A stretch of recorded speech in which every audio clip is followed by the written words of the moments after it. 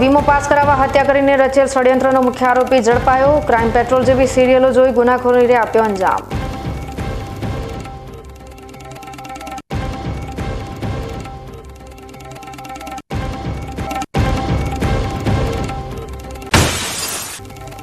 જિલ્લાના વિભાજનને લઈ વિરોધ યથાવત। દિયોદરમાં ઓગળ હિત રક્ષા સમિતિના આગેવાનો ઉતર્યા અનશન પર।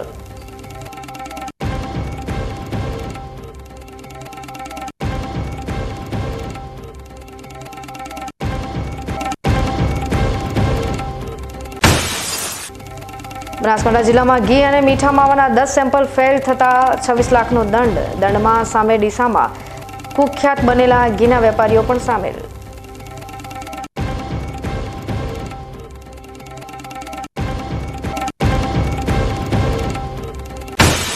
અને મધ્યાહન ભોજનના ખાનગીકરણને લઈ ધાનેરામાં વિરોધ। મધ્યાહન ભોજનના સંચાલકોએ આવેદનપત્ર પાઠવી ખાનગીકરણ અટકાવવા કરી માંગ।